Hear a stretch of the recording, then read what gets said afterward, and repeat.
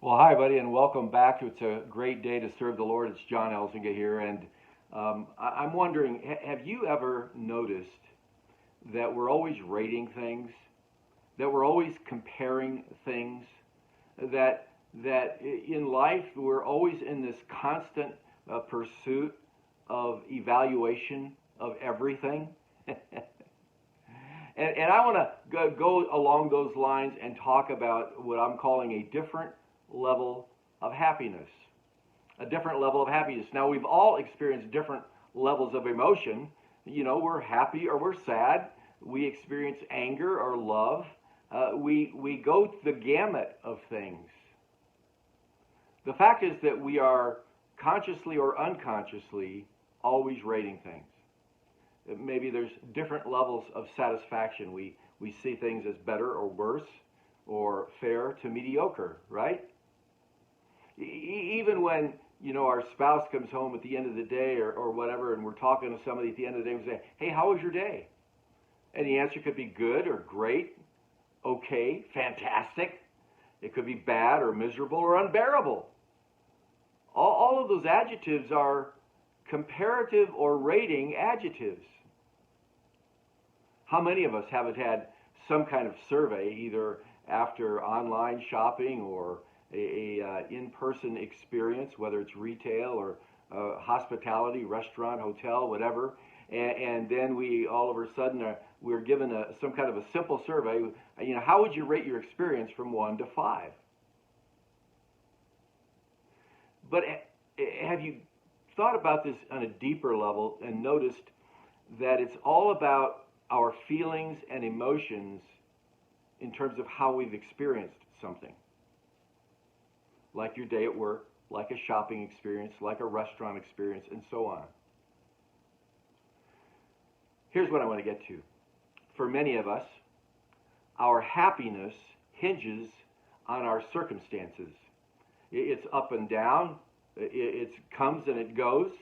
It's all over the place in terms of our happiness because it's based on our circumstances.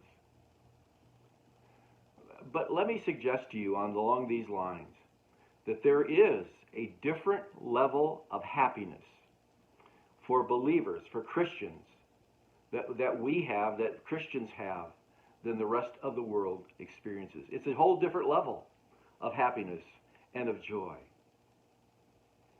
Psalm 37 verse 4 says, "Take delight in the Lord, and he will give you the desires of your heart." Now, mind you, hold on a minute. The order is important here. If you take delight in the Lord, the desires of your heart will change. What you want, what's important to you, what makes you happy, what gives you joy, changes if your delight is in the Lord. In Proverbs chapter 15, verse 13 to 17, a little segment of that chapter that's talking about gauging or rating things, rating experiences in life. It says in verse 13, "A happy heart makes the face cheerful, but heartache crushes the spirit. The discerning heart seeks knowledge, but the mouth of a fool feeds on folly. All the days of the oppressed are wretched, but the cheerful heart has a continual feast." And here's the core verse here in this segment, verse 16. "Better a little with the fear of the Lord than great wealth with turmoil." And he closes it out with this segment.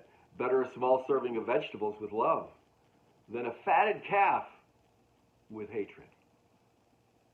It's all comparing, right? A happy heart, a cheerful face, a heartache and the spirit, discernment versus the lack thereof, being oppressed and wretched versus being cheerful.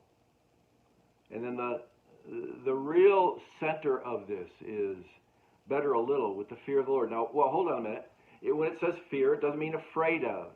It means reverence for. It means following after. It means submitting to the Lord, our God.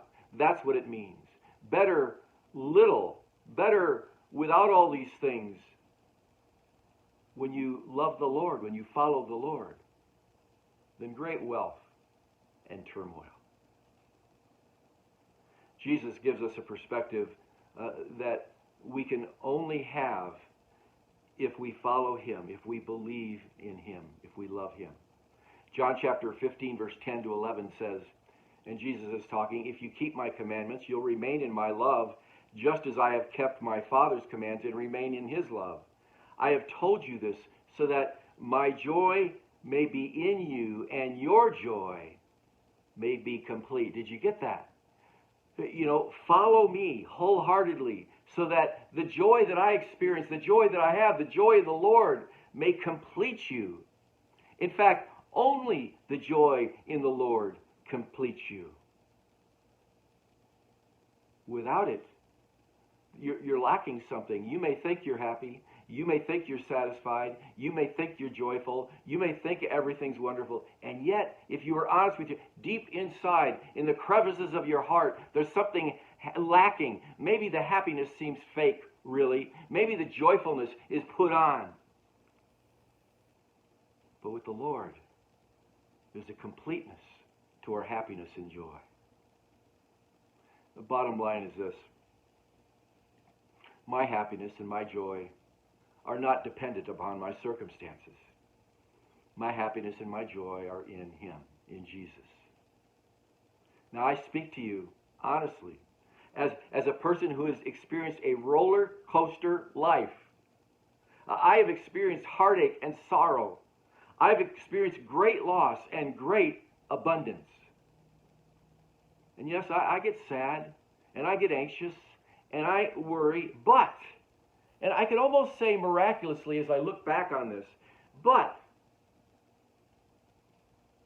at the same time that I'm anxious and that I'm worried, at the same time, I am filled up with the love and the grace of Jesus Christ. I can't tell you how often I've said, I don't know what I would do without the Lord as I go through a tough time, as I go through a challenge. What does that say to you? That says, I hope it says to you, that happiness is not determined by our circumstances. That in and through all the stuff of life, all the roller coasters of life, all the ups and downs, the highs and the lows, the mountaintop and the valley, in the midst of all of that, an unshakable faith in Jesus Christ gives you a joy and a happiness no one else can experience. I know, it may sound like double talk, or if it's even possible.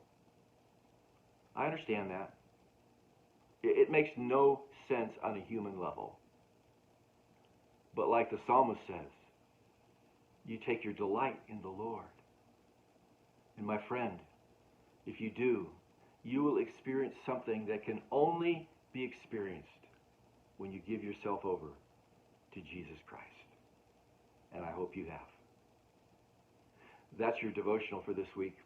If you supported this channel, thank you so much. If you'd like to support it, there's a link below. God bless you, and remember, it's a great day to serve the Lord.